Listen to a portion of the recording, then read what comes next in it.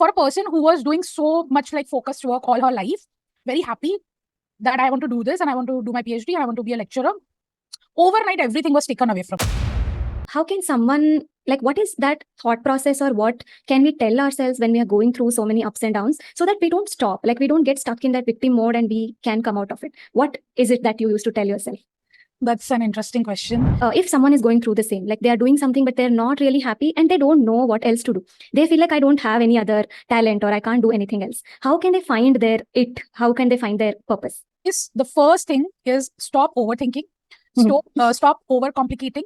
With simple setup, you can get started. Just know what you want to teach. One major block that I see in many coaches starting out is I don't have enough knowledge. Who will listen to me? Last section we have is a rapid fire. First round, I will ask you this or that. More money or more time? Welcome to the new episode of Mindset Makeover with Anusha. Today we have our first guest on our podcast. Today's guest is Rupal Gogia. Rupal is a business coach and an energetics mentor for coaches. Rupal is also my business coach for around 1.5 years and a very close friend of mine. I met her on Instagram and connected very closely. In today's episode, we have talked about business, mindset, energetics work, her journey of being a biology teacher to a business coach, and a lot more. I'm sure you will find a lot of life and business lessons in this episode, whether you are a coach or not a coach. So listen on. I hope you enjoy this conversation. Hi Rupal, welcome to the show. I'm so happy you're here. Thank you so much for being here. Warm welcome. How are you? Thank you, Anu. Thank you for inviting me. I'm doing good and it's been long due. Finally, we are doing Yes, yes, finally. So let's start with knowing a little bit about you. Tell us a bit about yourself. Where are you from and how was your journey? Tell us about that. So basically, I am from Gujarat. I am a Guju girl, but I am now settled in Bangalore since 2005.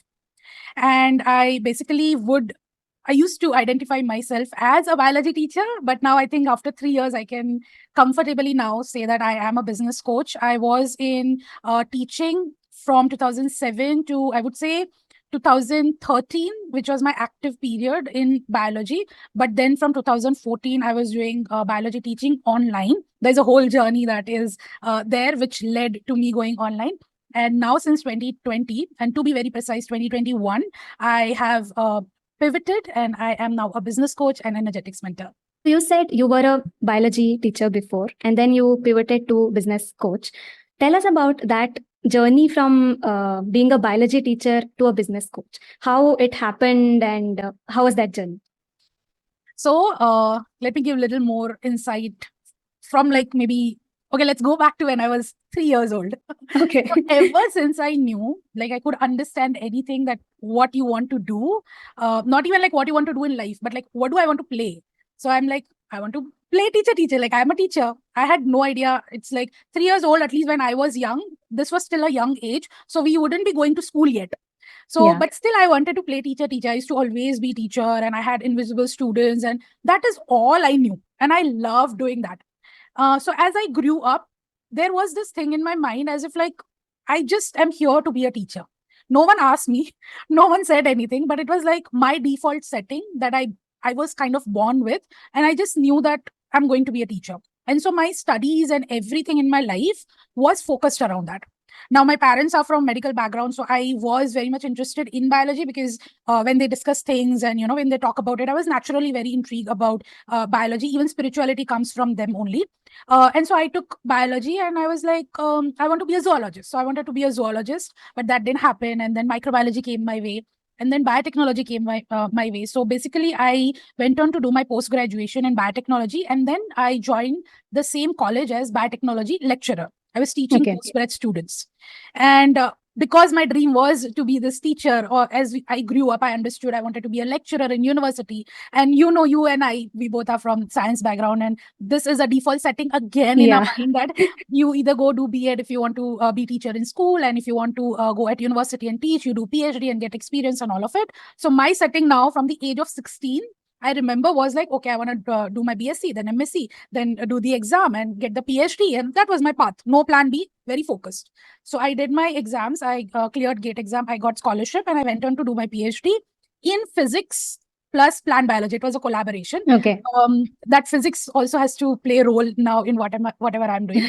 But then I went on to do it and I had issues with my health. I am, kind of, I can say now I'm out of it, but I think I still struggle at a lot of hormonal level. So I was struggling with endometriosis, and there were many other complications that happened that led me to resign my PhD in just like 2 years down the lane, because my health was so bad that my gynecologist clearly told me that now you literally have to choose between your motherhood or your career.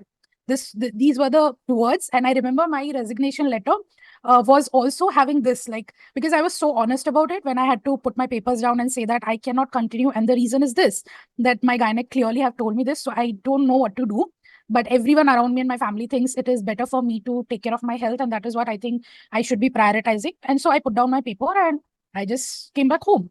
And for a person who was doing so much like focused work all her life, very happy that I want to do this and I want to do my PhD and I want to be a lecturer.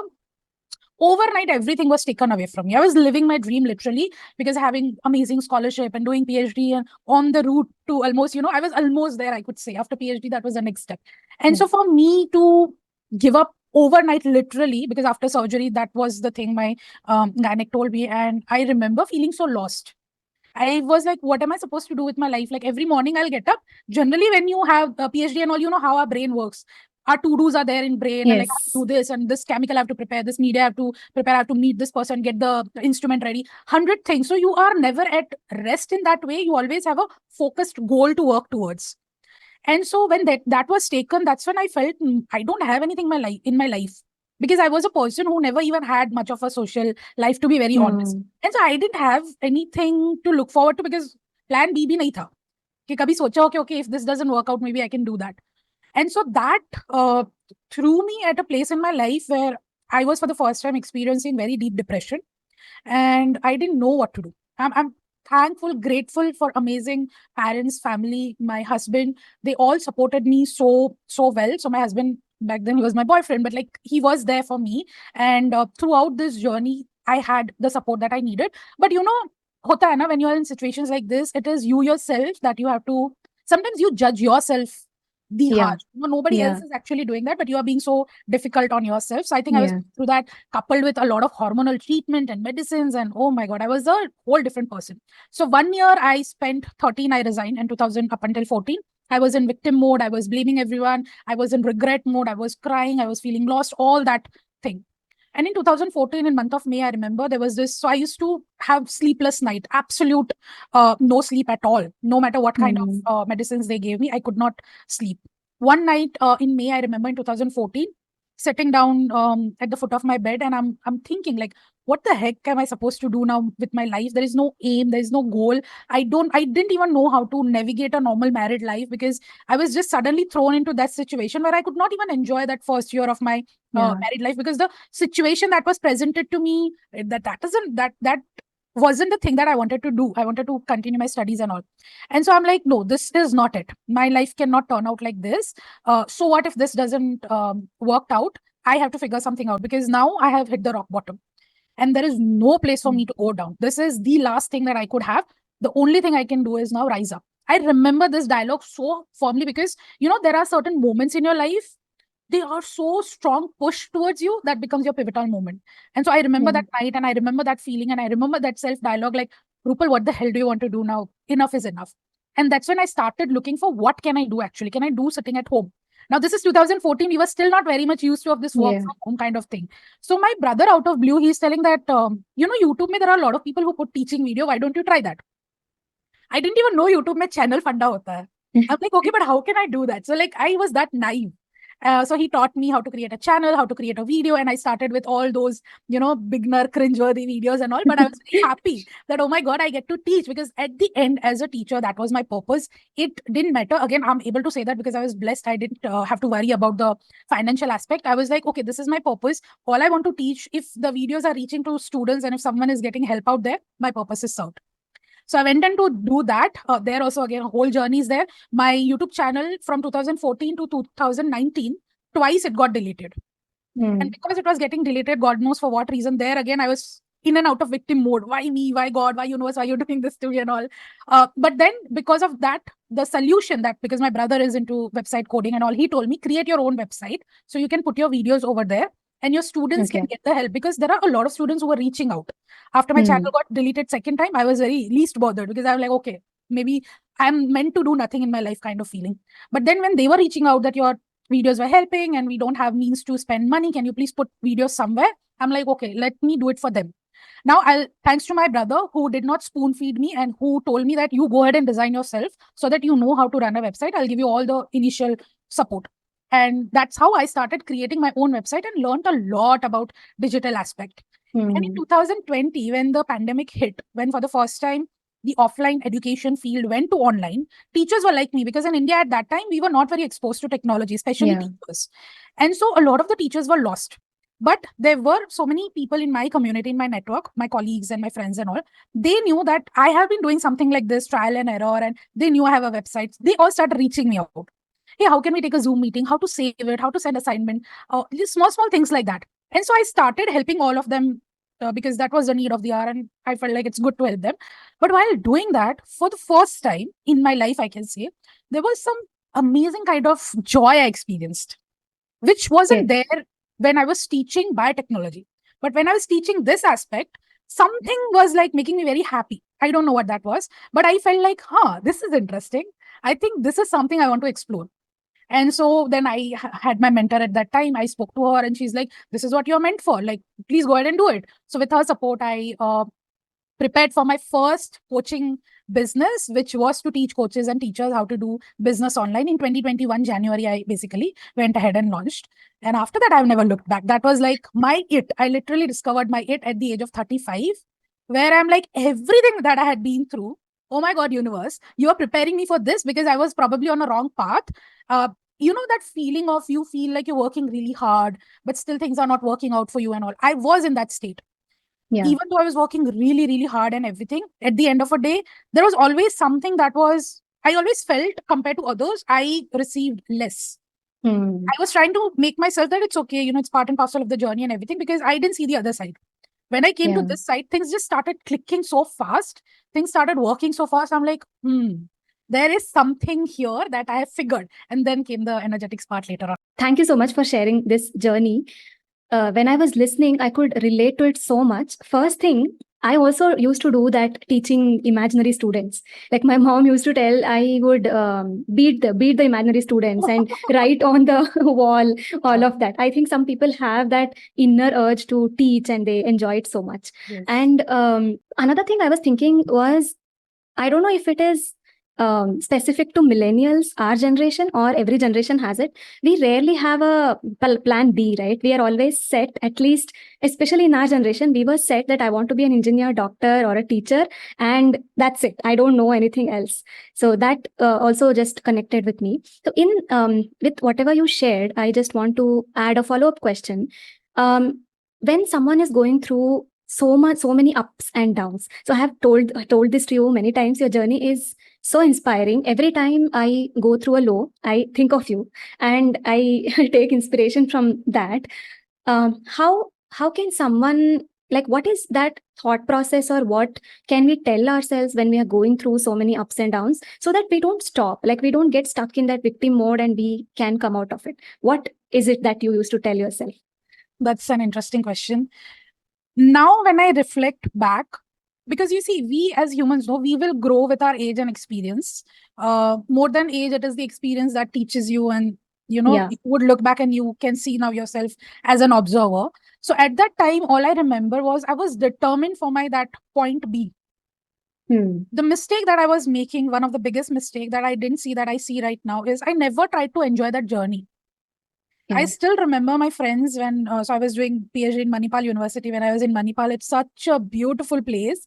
My friends used to come and, they used to make plans in the weekends and all, because there are so many beautiful places around to go and see. They'll come and ask and I'll not go. I'll be in the room. I was that one person who would like to sit like that. They'll try their best. Even this was a case, even in my MSc, I had amazing friends who will come and keep on knocking my door. And I remember not opening the door because, like, just leave me alone. I was that one Khadus kind of a personality from within. So I never tried to enjoy the journey because I always felt, oh, I'm here to study. I'm here to do this. And I should only be doing that. And probably because of that, I didn't gather so much experience that I should have in my 20s. When I look back at my 20s, I don't have many experiences. So for me, the fuel power at that time, which now I think is not very healthy, but it was that I was very determined to reach that point B only. I know I have to do this. And and as you said, millennials, because we were not exposed to this kind of world outside, we could not see. All we could see is it's good, get degree. And then, if you want to be something, you know exactly whether you want to take biology, whether you want Yeah. to take physics, BSc karna hai, MSc karna hai, kaun sa exam likhna hai. It's only one route that you will take. There was not many options. Now we know there are a lot more things to think about. So I think that served me to go forward, because I felt this is only temporary and I have to reach that point B. If I will work hard, I will reach that point B, and then everything will be all right. So, but now when I look at it, I see the flawed thinking. Yeah. So maybe it was that. But again, one thing that I've always felt from my childhood, so as I said, I became this person who was very silent and khadus and all. That happened after my basically my graduation. Before that, I was a very bubbly person. Now I think I'm starting to get that personality back. So I used to be very talkative, very fun loving, very happy to go lucky. And my parents used to say that I used to play just in mitti, because that time we were like very lower middle class family, but like happy family. No this thing, but not even too many things. I like one dress in a year I will get on Diwali and all. But still, I was very, very happy. I used to play in mud, or like anything that I will get on on the road and all, and I'll happily play. So I was that person. And I think because my parents have always given that kind of thinking, where I always felt that I'm meant for more. Anything that is happening, because as I said, they were also very spiritual, and they are still very spiritual. So when I look back, I think I always felt like I'm meant for more. I can have more. I just have to, look for it. So maybe that subconscious seed was already there, but it never consciously came up until where the situation came. And I think this, a lot of us who go through the lows, we realize our strength and we realize what kind of power we are sitting on. So I think maybe those things played a role. Interesting. Yeah, I took a few interesting pointers. So now I want to know, because you discovered your purpose at the age of 35. If someone, like, what was that point when you realized this is it, this is what I want to do? And if someone is going through the same, like they are doing something but they're not really happy and they don't know what else to do, they feel like I don't have any other talent or I can't do anything else, how can they find their how can they find their purpose? That is one sign to understand that, maybe if you are from within not feeling happy, and you constantly, like, there are days where I also feel like that, even when that's normal. But if there is this constant nagging feeling in your head, and the whole day you are just thinking like, I can't get to wait to get this work done, and I just don't like coming and sitting and doing. So if this is a pattern that you think that this is happening, you're not enjoying your work, and no matter how hard you work, you're not able to get the outcome, there is some kind of mismatch. And the best way to tackle with that would be maybe do some kind of reflections. Ask yourself. Sometimes we are fooling ourselves. Like I fooled myself, I think, in my young age, saying that this is what it is. I wanted to be a teacher. That was very clear. That was my purpose. But the subject was wrong. And it took me so long to accept that it's okay if I don't want to teach biology. It's okay for me to look somewhere else that is interesting for me, and I can actually teach that. So stop kidding yourself. Be very honest. If you're not enjoying that subject, maybe you're living your purpose in some way, but there is some aspect that is not aligning. So reflect on it and find out which part is making you, sad or not happy, or you're dreading work. That there must be something that you would want to avoid always, or you hate it, or you don't like it.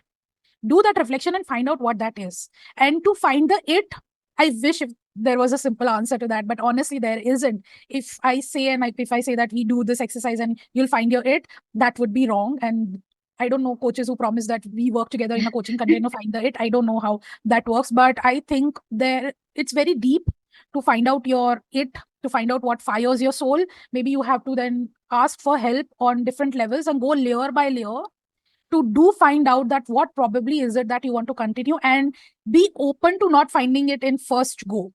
Yeah. That is possible, right? So that is little trial and error. With help, we can do that.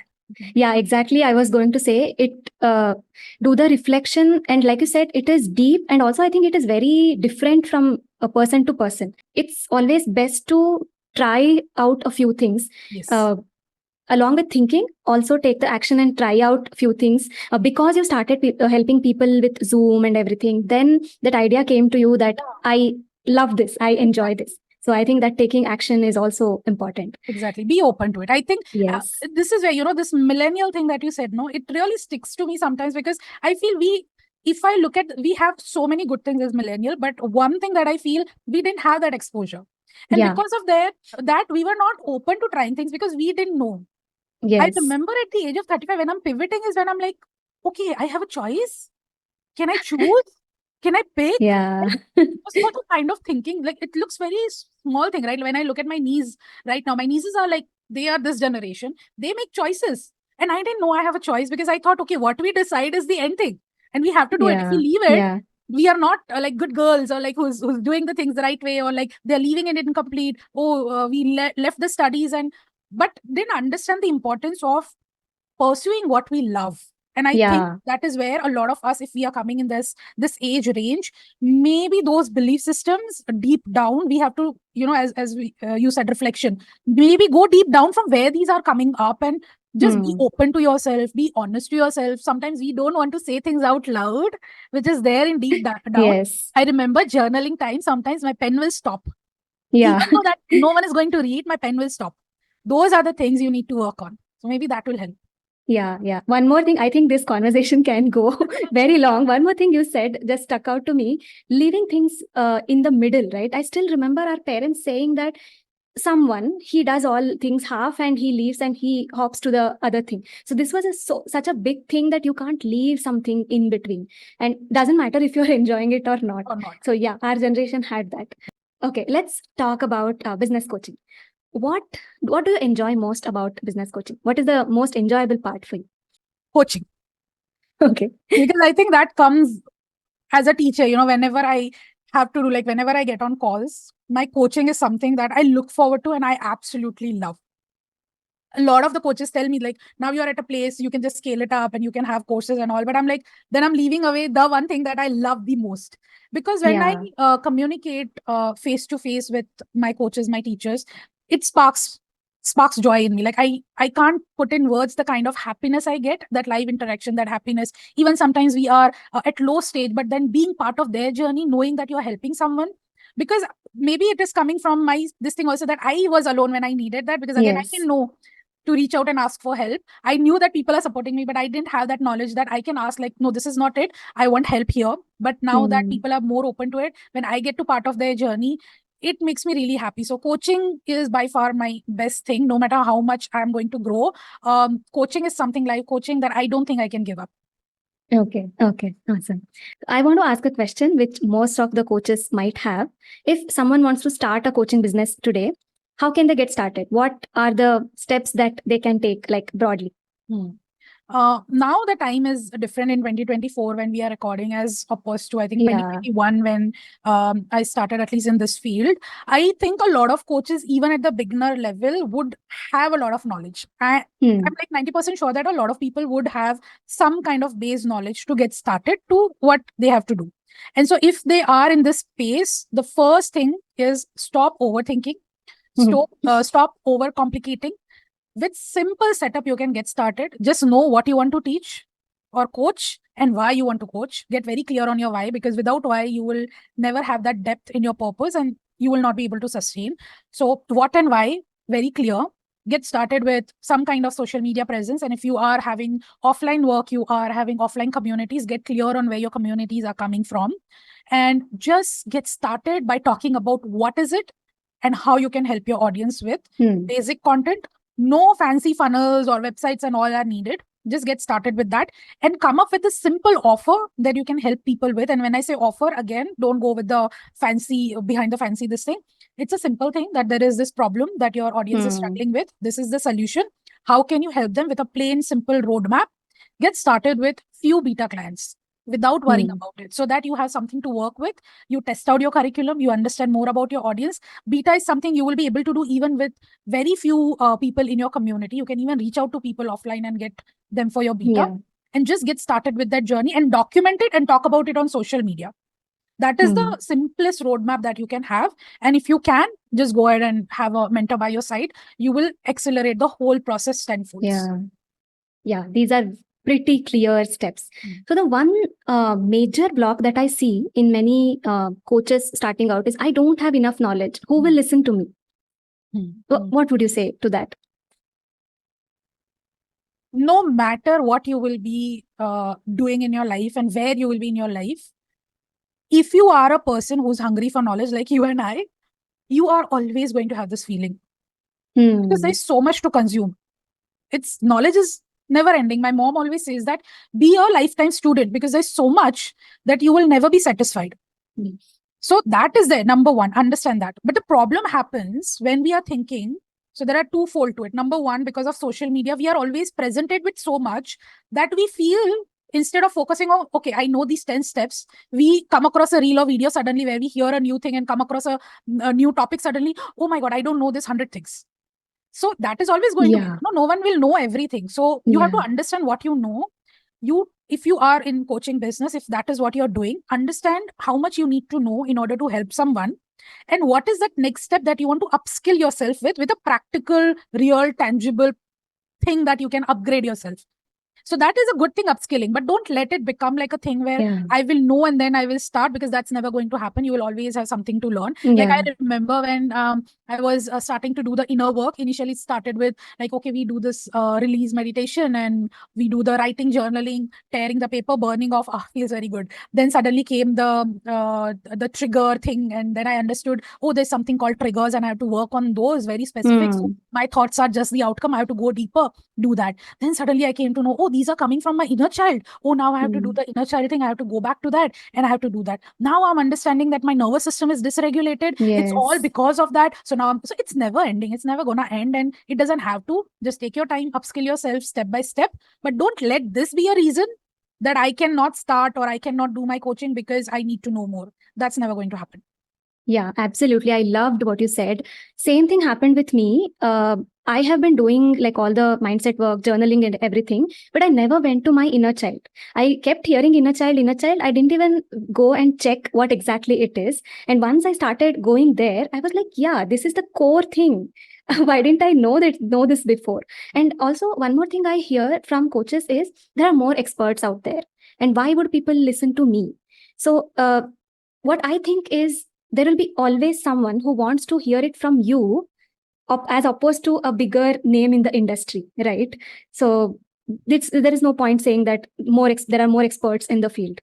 So this, as a teacher, I can give you an analogy to understand this. So remember when we were in school, we used to have division like A, B, C, D. And for the same subject, like let's say, for example, English, there will be different teacher for certain sections. Like section A, some teacher is taking, section B is handled by another teacher, and all of it. So we know there are different teachers teaching the same subject, the same syllabus, preparing us for the same exam.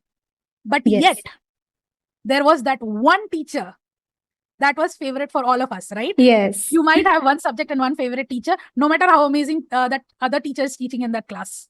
So it boils down to you being you. It is your personality, the way you work, your energy is what is going to draw people in. It has nothing to do with expertise and all. Now, I'm not saying that you start teaching things like, things that does require degrees and certification. Of course, you would want that. But whenever you are, let's say, for example, or no, even if you're certified from that niche or not, when you're thinking of there are 100 people, fine. But no one is, It is as simple as that. So focus on you, why you are good at what you do, sharpen that, work on your attitude towards because the moment you start doubting and all, that energy reflects in the way you show up, and your ideal clients or audience will sense that. So the answer is just remember that favorite teacher and just work on yourself. It's so beautiful. I wrote down you being you because those teachers, right, they were teaching from the same book, same content. Yeah, it's a very nice example. Everyone should remember this. Okay.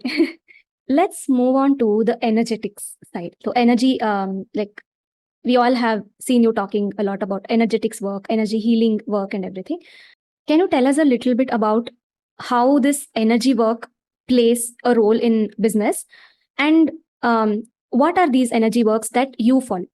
So I didn't know properly, like everything has to do with energy up until I would say I was like in my 20s. Till then, I was understanding spirituality because of my parents and all. So I had that adhyatmic view towards it a lot, even though they were reading certain books, but maybe I was not matured enough to understand at that point in time. But I remember my dad talking about something to do with quantum physics and something to do with biology at molecular level. And that's where I'm like, what are you talking about? Okay, I understand biology. Can you tell me what are you talking? Like how spirituality and biology is connected? That's where he introduced me to the book of Biology of Belief by Bruce Lipton. Okay. And he is, if you are from field of biology, if you understand epigenetics, he is one of the pioneer person in epigenetics, talks everything, like a lot from epigenetics. He has done his work and everything. And he now is connecting energy, spirituality, how it is affecting our body, and how all the diseases, there are only countable disorders that comes because of your genes. Otherwise, even the central dogma, as we know, that certain genes only give certain protein, is also changeable. It a lot depends on your environment. That is what epigenetics Yeah. is, like environmental effect on your genes. And then he actually goes even further down to the level of energy. And that's where I'm like, wow, this is interesting. And then I got to understand about how at molecular level, little bit understanding of quantum physics and all, that how at the level, in the base, in the atom, everything is energy, right? Initially, I used to say everything is made of energy, but now I understand it's not made of energy. Everything is energy. The whole universe is energy. You, I, physical, living, non-living, everything is energy. And when I understood this, that naya hota hai na, when you understand that, you want to try and test and figure out, like, is it really true or not? So when I understood that how your emotions at the core, all your pituitary gland and your hormone and everything is responding to the way you're thinking and feeling, when I deliberately started going into that mode of actually experimenting, taking 7 days goal and actually putting my energy and focus to something and making sure I'm feeling like in certain way only, even though like this is superficial, this is not yet inner work, but I was very like playing around with things. It started happening. Universe was literally, I was co-creating with universe, I would say. And that's where I'm like, oh, this shit is real. This is what it is. And then I started learning more about the scientific aspect of how it works. And then this double slit experiment. And there's so much more that I went down to understanding. And then Bhagavad Gita also came into play. And so many other evidences came where scientifically I started understanding that how exactly this works. Right. And so then I started doing the inner work, because then I understood everything will boil down to my thinking process, which is dependent on my belief, which could have my past bringing experiences, inner child things to do with. That will dictate how my emotions are. So that doesn't mean that we don't feel sad and all, but the normal day-to-day operations and how to be optimistic, how to look at the right side of the things rather than being in a victim mode, that became my conscious practice. And then I started to do more deeper inner work. Started with meditations, yoga, Reiki came in my life, inner child healing came in my life. And now on a daily basis, there are few things that are non-negotiable for me, which helps me tune into this energy. Number one, morning, no cell phone, no social media, because when you in the morning get up, your cortisol level, which is the stress hormone, in the first 20 minutes, normally it starts increasing. That's a normal this thing, the moment you are up. But when you take social media, it boosts that so high that becomes your baseline for the day. And so because that higher line is your baseline throughout the day, you can never relax. You will not feel comfortable no matter what you try to do. So my morning time, that first half an hour, 45 minutes is my time to sit down, do my journaling, do my meditation, just relax and do some deep breathing or pranayama or yoga, simple. And then throughout the day, again, I have certain tasks that keeps me in high energy. So for simple things like things I might procrastinate or I might not want to do, I will finish that, like eating that frog. That gives that good, dopamine boost to you. That makes naturally your hormone elevate, so you are happy. And making sure that the external environment is not taking hold of me, that comes with practice and all. Then in the evening, again, I have my routine to slow down and all, but I do my chakra balancing every day with Reiki. This is something I've done very recently, because it's been a year now that I am Reiki practitioner. But when I was not doing that also, before that, the simple thing I used to do is listen to simple calming frequency music or meditation in the evening. Again, no mobile in the bed. Read something or maybe do coloring. That is something also that relaxes me.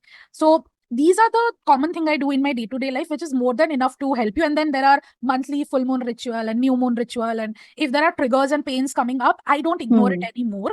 I might say that, okay, I'm addressing you, but you don't bother me right now. I literally talk to my emotions or to triggers, that I hear you, I acknowledge you. I'm not pushing you away. Can you please be here? Let me finish my work. I'll come to you. And then I revisit the whole thing and I listen to it and I let myself feel whatever I felt. If I want to cry, if I want to crib, whatever I want to do.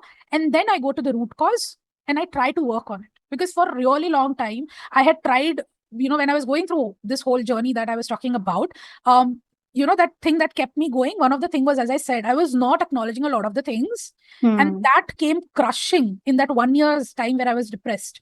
Like, so much I worked and why did I work and nothing is working out. So all that. So yeah, this is one thing that is non-negotiable for me, that I don't ignore how I feel or the kind of emotions that are coming up.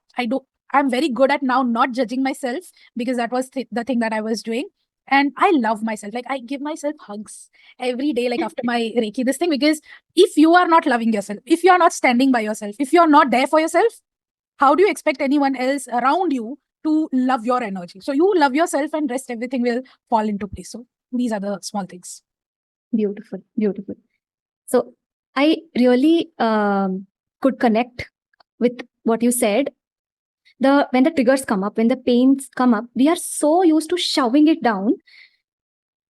When I'm reading about the inner child now, I have started doing the inner child thing. It's so difficult for me to go and address it because we are so used to shoving it down. And these days, that distraction is very easy. I just open Netflix on my phone, YouTube on my phone, and I can get lost there for hours. But I think it's very important to go deep down and do that work even when we don't feel like. So please tell how does this affect the business, and why? How does this affect our business, and how is it related? This can manifest in your not only business but different aspect of your life in different ways. So for me, even though I was working really hard, my health, the first thing is your health will show up, either mental or physical health. It will have that impact, because first you are the one, when we say that when you are angry, you hurt no one but yourself. So all those emotions is not going to do anything to anyone or any circumstances, but it will start affecting your mental or physical health. Yeah. So that will happen. So even if you're running your business, let's say, for example, or you are in a relationship or something you're studying, if it is not physical issues, mentally you will not be feeling good. You will be stressed out. You'll have doubts and fears and all. And that reflects on, let's say, for example, in your sales, the way you expect your content to do, probably the way you might want to write exam and study for exam, or maybe your relationship with your spouse or your loved ones, because you are then operating from those thoughts, and your behavior is changed whether you realize or not. And that energy is being perceived by the person on the receiving end. And so when you start consciously working towards your inner work, the first thing you will realize it, of course, you are at calm, you will start experiencing this relaxed feeling throughout the day, and you'll be at peace, but you'll see people around you start shifting. The response will be there. Even small things will start shifting. Like, for example, one of my community member from Effortless Abundance, yesterday they have sent me screenshots.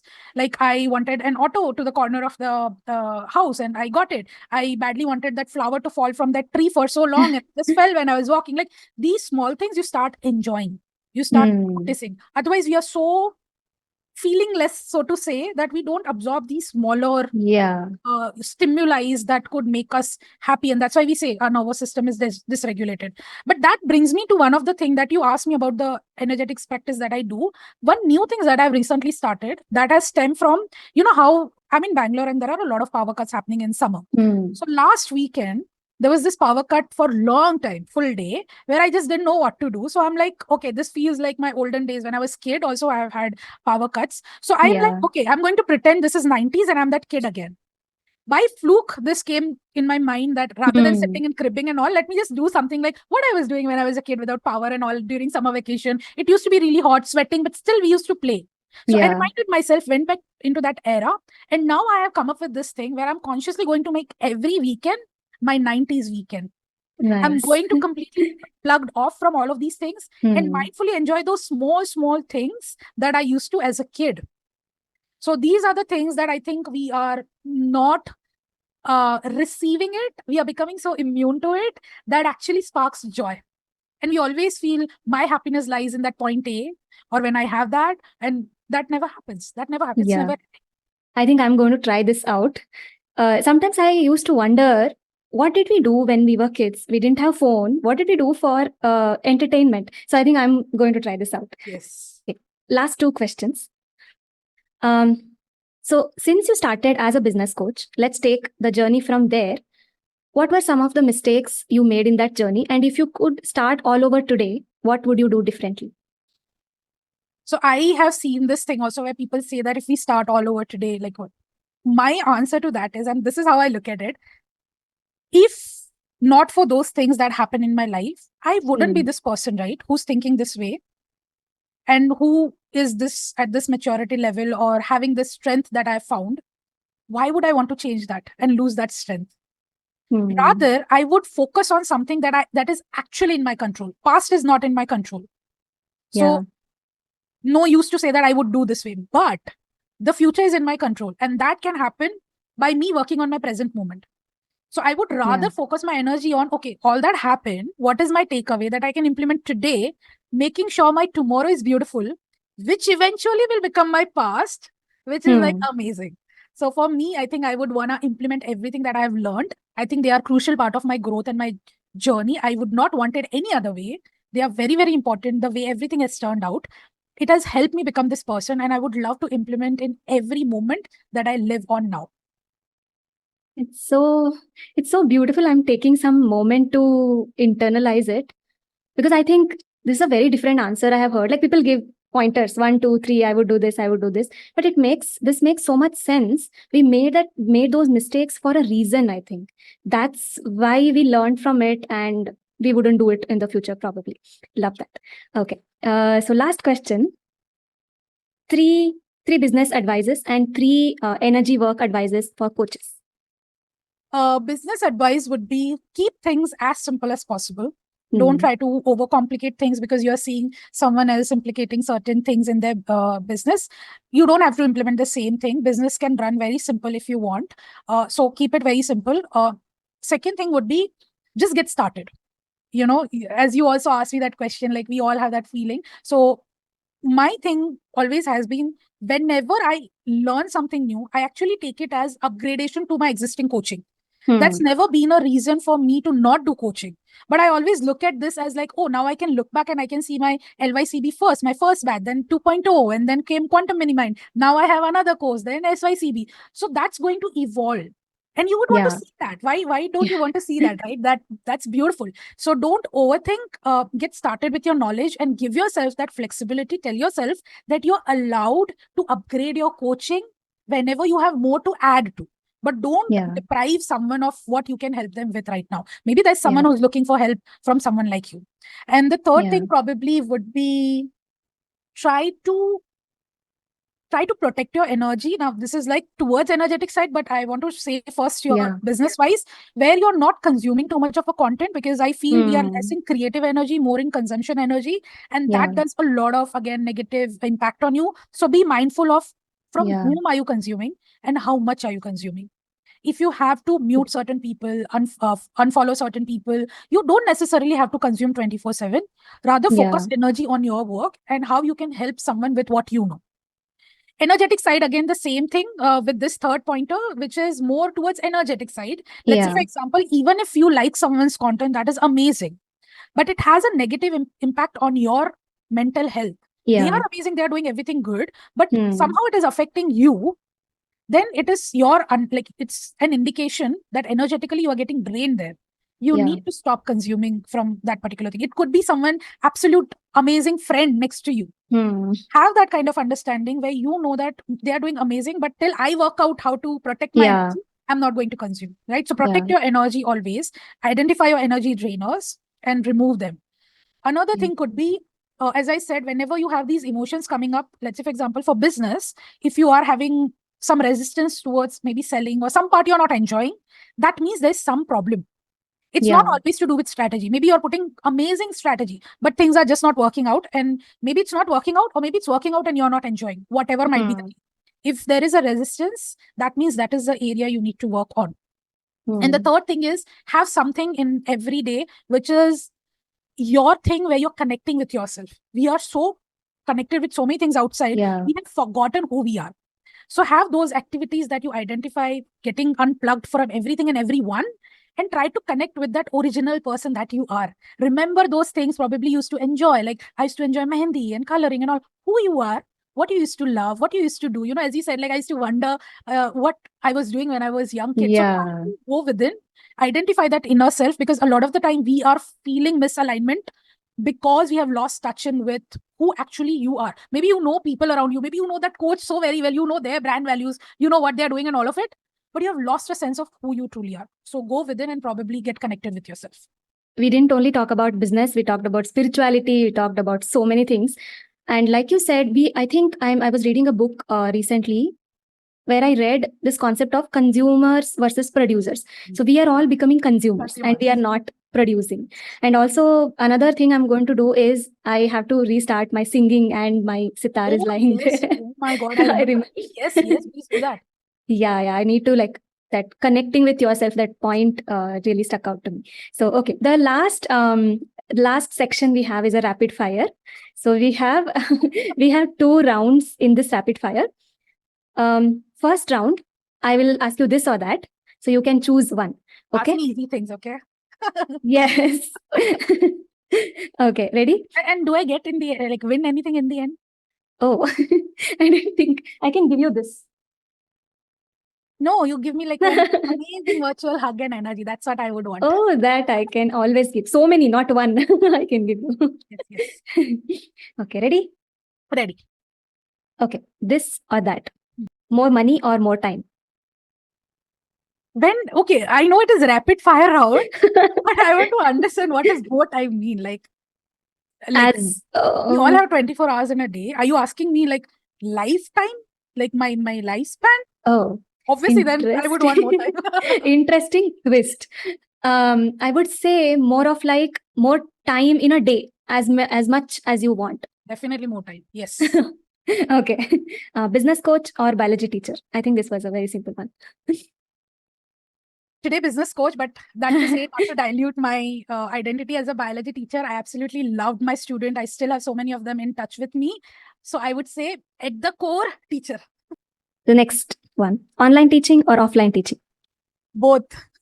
Wow. Because offline, I have been teacher, no? So that energy that you have, oh my God, it's unbeatable.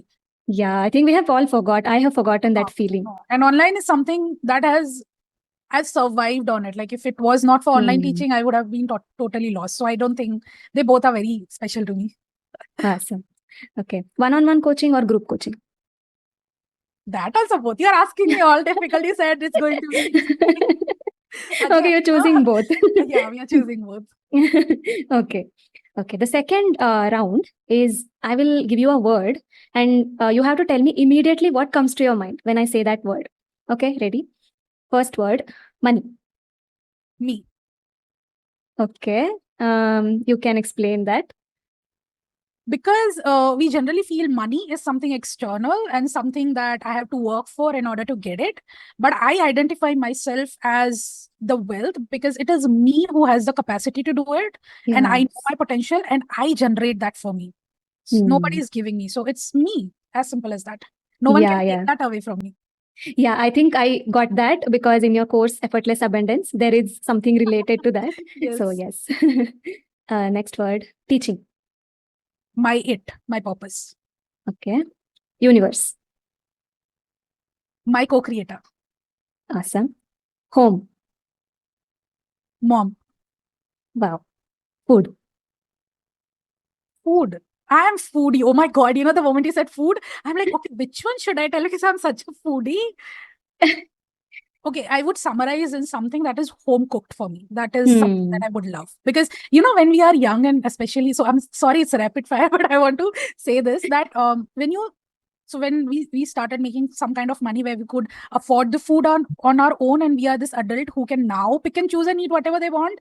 So there was this phase where I tried, but oh my God, did I start missing the home food? And now I'm in a phase that you give me like a 5-star fancy food as opposed to ghar ka khichdi. I would rather go for my khichdi. Yeah, that makes a lot of sense. As we age, I think home cooked food is always the priority. And when you started thinking, when I said food, I just knew that this is the answer you were going to give. Okay. Okay, awesome. Thank you. Thank you so much. I had a very nice time, beautiful time. Thank you so much for sharing all your knowledge with us. Thank you so much. Thank you for having me. I had such an amazing time. This is so fun. My energy is all up now. I'm so happy. Even mine. I'm so happy. Thank you for having me. Thank you. Thank you so much for listening to this episode. Share this with a friend who needs to hear this. If you haven't subscribed to my channel yet, please do. Also, let me know in the comments what do you want to hear in our next guest episode. If you have a specific topic in mind, please do let me know. I'll try to find an expert on that and bring the knowledge to you. See you in the next episode.